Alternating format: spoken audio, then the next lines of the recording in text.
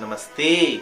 मैं डॉक्टर अवनीत कुमार आज उपस्थित हूँ आप लोगों के समक्ष एक नूतन विषय के साथ। और आज का विषय है, जानिए आपकी हथेली में मौजूद अनामिका उंगली क्या कहती है। आप ध्यान से इस चित्र में देखें। उंगली के ऊपर के भाग को हम कर्क कहते हैं, फिर मध्य के भाग को सिंह कहते हैं और उसके नीचे के भाग को कन्या कहते हैं। और इस पूरी उंगली को हम रिंग फिंगर के नाम से अंग्रेजी में जानते हैं। और इस उंगली को सूर्य की उंगली भी कहते हैं। इस उंगली के माध्यम से प्रायः हम किसी भी जातक के विषय में आसानी से जान सकते हैं कि ये जातक अपने जीवन में किस प्रकार से उन्नति के मार्ग पर आगे बढ़ेंगे और इनकी सामाजिक प्रतिष्ठा और इनके गुण के विषय में हम जानते हैं। इस उंगली को बड़ा ही शुभ माना जाता है, क्योंकि शुभ कार्यों में तिलकादी लगाने का कार्य भी इसी उंगली से किया जाता है। इस उंगली का मध्यमा उंगली के समीप पहुंचना बड़ा ही शुभ माना जाता है। और ऐसे जातक में एक अलग तेजस्विता देखी जाती है, क्योंकि सूर्य की उंगली यदि मध्यमा की उंगली तक पहुंचती है तो ऐसे जातक निर्णय लेने में सक्षम होते हैं और ये अपने जीवन में अपनी कुशलता के कारण उच्च पदों पर आसीन होते हैं और बड़ी ही चतुराई और कुशलता के साथ अपने जीवन को आगे बढ़ाते हैं। अब ध्यान से इस चित्र में देखें। यदि इस पोर पर, जिसे हम कर्क का स्थान कहते हैं ऊपर से, इस पोर पर ऊपर वाले कर्क के भाग में यदि किसी जातक को तिल मौजूद हो तो तिल के रहने के कारण ऐसे जातक को अपने जीवन में बड़ा ही ध्यान देने की आवश्यकता है, क्योंकि इनके व्यवहार के कारण या आत्मविश्वास में कमी के कारण इनका बनता हुआ काम भी बिगड़ जाता है।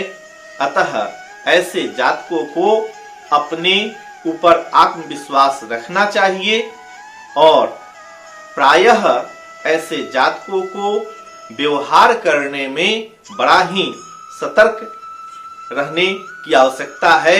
बहुत सोच विचार कर किसी के साथ व्यवहार करना चाहिए, नहीं तो इन्हें मुश्किलों का सामना करना पड़ सकता है। इन्हें सदैव अपने जीवन में उन्नति हेतु सूर्य की आराधना, आदित्य हृदय कवच का पाठ या सूर्य को जल का अर्घ्य प्रदान करना श्रेयस्कर होगा। इससे इन्हें उन्नति की ओर बढ़ने में लाभ मिलेगा। पुनः आप इस उंगली में ध्यान से देखें। यदि यह तिल मध्य भाग यानी मध्यपोर यानी सिंह के स्थान पर हो तो ऐसे जातक को भी ऐसा देखा जाता है कि ये जातक अपने जीवन में काफी संघर्षशील रहते हैं और इन्हें अपने जीवन में संघर्ष के साथ ही कोई भी पद और प्रतिष्ठा की प्राप्ति होती है। किसी भी कार्य के लिए सतत प्रयत्नशील रहकर ऐसे जातक अपने जीवन को आगे की ओर बढ़ा सकते हैं और अपने भविष्य को उज्जवल भविष्य में परिणत कर सकते हैं। ऐसे जातक को यदि अपने जीवन में सेल्फ निर्णय लेते हैं तो इन्हें कठिनाई की सामना करनी पड़ती है, क्योंकि इनको निर्णय सोच विचार कर और अपने अभिभावकों की बातों को मानकर यदि ये आगे बढ़ते हैं तो ऐसे जातक अपने जीवन में सफलता की ओर बढ़ते हैं।